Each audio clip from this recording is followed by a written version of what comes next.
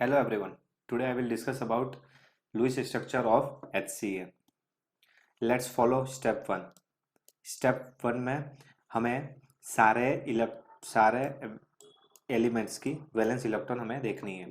तो जैसे हमें पता है हाइड्रोजन का वैलेंस इलेक्ट्रॉन 1 होता है और हाइड्रोजन यहाँ पे हमें एक ही है, हम हाइड्रोजन हमारे पास, तो मैं 1 से मल्टीप्लाई कर रहा हूँ, हमें 1 इलेक्ट्रॉन मिल जाएगा। कार्बन की वैलेंसी की अगर मैं बात करूँ तो इसके वैलेंस शेल में 4 इलेक्ट्रॉन्स होते हैं और कार्बन भी यहाँ पे हमारे पास एक ही अवेलेबल है, तो इससे मैं 1 से मल्टीप्लाई कर दूंगा तो टोटल हमें 4 इलेक्ट्रॉन इसके मिल जाएंगे। अगर मैं नाइट्रोजन की बात करूँ तो नाइट्रोजन के वैलेंस शेल में 5 इलेक्ट्रॉन होते हैं। ठीक है बच्चों, तो नाइट्रोजन के वैलेंस शेल में 5 होते हैं, मल्टीप्लाई अगर मैं 1 करता हूँ, यहाँ पे भी नाइट्रोजन हमारे पास एक है, तो 5 multiply 1 it is a 5 electron मिल गया। टोटल 10 इलेक्ट्रॉन मिलते हैं हमारे पूरे मॉलिक्यूल में से HCN के। Now step 2, follow step 2। Step 2 में हमें क्या करना है, सबसे पहले आपको ये देखना है कि सेंट्रल एटम कौन सा होगा स्टेप 2 में। तो सेंट्रल एटम को आइडेंटिफाई करने के लिए आपके पास दो ऑप्शन है। सबसे पहले लीस्ट नंबर ऑफ एटम देख लो, जो सबसे कम है। अब यहाँ पे तो सारे ही एटम हमारे पास एक एक एक, तीनों ही एलिमेंट हमारे पास कैसे है, एक एक है। तो अब हम ये स्टेप फॉलो नहीं होगा, उसके लिए हमें ये देखना पड़ेगा। उसी रूल के अंदर दूसरा ऑप्शन ये भी है कि लेस इलेक्ट्रोनेगेटिव एलिमेंट हम ले सकते हैं। लेस इलेक्ट्रोनेगेटिव इन तीनों में से कौन सा है, तो उसके लिए सबसे पहले एक एक्सेप्शन है जो आपको जानना पड़ेगा। एक्सेप्शन हमारे लिए ये है कि हाइड्रोजन और फ्लोरीन ये कभी भी सेंट्रल एटम में अवेलेबल नहीं होंगे। तो हाइड्रोजन को तो हम वैसे ही कट कर देते हैं क्योंकि हाइड्रोजन हमारा कभी भी सेंट्रल एटम में नहीं होगा। बच्चा कार्बन और नाइट्रोजन। ठीक है, तो जैसे कि हमें पता है फ्लोरीन सबसे ज़्यादा होता है इलेक्ट्रोनेगेटिव, फिर आता है ऑक्सीजन और फिर आता है नाइट्रोजन। ठीक है, कार्बन उसके बाद कहीं आता है। तो नाइट्रोजन को भी निकाल ले क्योंकि नाइट्रोजन हाई इलेक्ट्रोनेगेटिव होता है, हमें लेस इलेक्ट्रोनेगेटिव पे फोकस करना है, तो लेस इलेक्ट्रोनेगेटिव हमारा कौन सा हो गया, कार्बन हो गया। तो कार्बन हमारा क्या हो जाएगा, सेंट्रल एटम हो जाएगा। ठीक है, चलिए थर्ड स्टेप में हमें क्या बताया, एक रफ डायग्राम हमें ड्रॉ करना है। तो हमने एक रफ डायग्राम ड्रॉ कर दिया। एच को यहाँ पे लिख दिया, सी हमारा कार्बन एटम है और नाइट्रोजन और हाइड्रोजन दोनों हमारे कैसे हैं, कॉर्नर एटम पे है। ठीक है, स्टेप 4 में हमें क्या करना है, रिमेनिंग नंबर्स इलेक्ट्रॉन को असाइन करना है लोन पे। ठीक है, यानी जितने भी इलेक्ट्रॉन है पहले हम फुलफिल कर देंगे इलेक्ट्रॉन को। टोटल इलेक्ट्रॉन हमारे पास पूरे मॉलिक्यूल के कितने थे, 10 इलेक्ट्रॉन थे बच्चों। ठीक है, तो ये चीज़ पे आपको फोकस करनी है, 10 इलेक्ट्रॉन थे। चलिए, तो अब इलेक्ट्रॉनिक कन्फिग्रेशन सबसे पहले आया, इलेक्ट्रॉन जितने भी है उतने असाइन कर देते हैं। तो टोटल नंबर ऑफ इलेक्ट्रॉन वहाँ पे कितने थे, 10 इलेक्ट्रॉन थे। तो जो सेंट्रल एटम को छोड़ के जो कॉर्नर एटम होते हैं उन्हें सबसे पहले हम क्या करेंगे, एटम फिल कर देंगे। चलिए, तो 10 एटम होते हैं। वैलेंस शेल में नाइट्रोजन की बात हो रही है तो यहाँ पे 1 2 3 4 और 5 इलेक्ट्रॉन्स होते हैं। उसी तरीके से अगर मैं हाइड्रोजन की बात करूँ तो 1 इलेक्ट्रॉन हाइड्रोजन का वैलेंस शेल में होता है। कार्बन की अगर मैं बात करता हूँ तो 1 2 3 और 4, टोटल 4 इलेक्ट्रॉन हमें यहाँ देखने को मिलता है। तो ये हमने क्या कर दिया, सिर्फ इलेक्ट्रॉन्स को असाइन किया है, एज अ लोन पेयर जो भी है हमारा, हमने उसको असाइन किया। ठीक है, इस तरीके का असाइन होगा।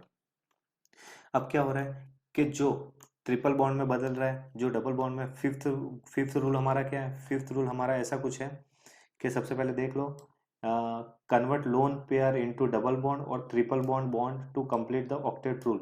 चलिए, अभी यहाँ पे अगर मैं हाइड्रोजन की बात करूँ तो हाइड्रोजन की बच्चों, यहाँ पे आप फोकस करना इस चीज़ पे कि ये जो मेरा हाइड्रोजन है, हाइड्रोजन ऑलरेडी डुप्लेट फिनिश करता है, तो ये डुप्लेट कर चुका है फिनिश।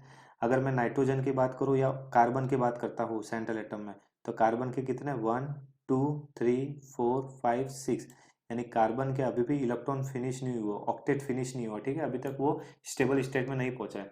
उसी तरीके से अगर मैं नाइट्रोजन की भी बात करता हूँ तो 1 2 3 4 5 और 6। ठीक है, तो यहाँ पे भी हमारे क्या है, 6 इलेक्ट्रॉन है। यहाँ पे भी हमारे पास 6 इलेक्ट्रॉन है। यहाँ पे हमारे पास कितने हैं, 1 2 3 4 5 6, यानी दोनों को दो दो इलेक्ट्रॉन अभी भी चाहिए। ठीक है, यानी आई थिंक एक इलेक्ट्रॉन्स में एक बॉन्ड बनेगा तो उसमें 2 इलेक्ट्रॉन होंगे, लेकिन 2 इलेक्ट्रॉन नहीं, उन्हें दो इसको टोटल 4 इलेक्ट्रॉन चाहिए, यानी हमारे 2 बॉन्ड बनेंगे बीच में। ठीक है, तो चलिए रफ कर देते हैं इसको और अच्छे से बना देते हैं हम।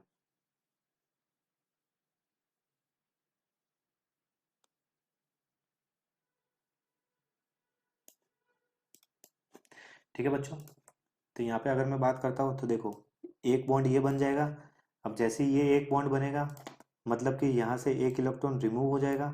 ठीक है, एक इलेक्ट्रॉन रिमूव हो जाएगा। उसी तरीके से एक दूसरा बॉन्ड भी बनेगा, ये एक और बॉन्ड बन गया। यहाँ पे भी क्या हो जाएगा कि ये दोनों इलेक्ट्रॉन रिमूव हो चुके हैं। अब देखो, अगर अब हम देखते हैं तो हमने क्या कर दिया, हमने कुछ नया नहीं किया। यहाँ पे हमने क्या कर दिया, कार्बन के जो दो इलेक्ट्रॉन पेयर थे वो एक यहाँ पे आ गए और एक यहाँ पे आ गए। ठीक है, यहाँ पे तो ऑलरेडी एक था ही।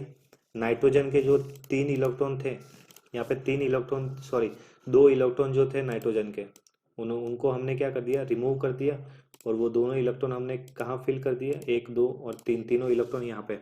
ठीक है, अब हम देखने जाते हैं कि अगर हम अभी स्टेबल हैं कि नहीं है। तो चलिए अब हम फोकस करते हैं कि अभी स्टेबल हमारा होते हैं कि नहीं होते हैं। तो चलिए, हाइड्रोजन तो वैसे ही हमारा डुप्लीट फिनिश था। ऑक्सीजन, सॉरी, कार्बन की अगर बात करता हूँ तो कार्बन के इस तरीके से बनेंगे। ठीक है, तो total number of 6 electron pair तो हमें यही देखने को मिल रहा है, 1 2 3 4 5 6 7 और 8, यानी ऑक्टेट फिनिश है सेंट्रल एटम का। नाइट्रोजन की अगर मैं बात करूँ तो 1 2 3 4 5 6 7 और 8, ये हमारा क्या हो जाएगा, नाइट्रोजन का हो गया। ठीक है, इस तरीके से ऑक्टेट फिनिश है। अगर हम इसका एक्चुअल स्ट्रक्चर देखने जाए तो एक्चुअल स्ट्रक्चर हमारा कैसा बनेगा, ये इस तरीके का बनेगा। ठीक है, so there is a actual structure बनेगा। लेकिन यहाँ पे एक चीज़ पे आपको ध्यान देना है कि नाइट्रोजन पे लोन पेयर हमें देखने को मिले थे, तो यहाँ पे अभी भी लोन पेयर नाइट्रोजन पे है। ठीक है, तो चलिए सबसे पहले इस तरीके का स्ट्रक्चर, ये हमारा एक्यूरेट स्ट्रक्चर हमें देखने को मिला है। अगर मैं बॉन्ड पेयर की बात करूँ तो टोटल बॉन्ड पेयर कितने हैं, तो जितने हमारे बॉन्ड है उतने हमारे बॉन्ड पेयर हो गए। तो 1 2 3 4, टोटल 4 बॉन्ड पेयर है हमारे यहाँ पे। ठीक है, अगर हम लोन पेयर की बात करें तो लोन पेयर सिर्फ नाइट्रोजन पे है, यानी एक ही पेयर है लोन पेयर। हमारे पास लोन पेयर कैसे है, सिर्फ एक है। ठीक है, और ये हमारा एक्चुअल डायग्राम हमारा इस तरीके से शो होता है। ठीक है बच्चों, तो आज की वीडियो यही तक। अगर आपको वीडियो अच्छी लगे तो प्लीज़ मेरे वीडियो को सब्सक्राइब कीजिए। Thank you for watching my video.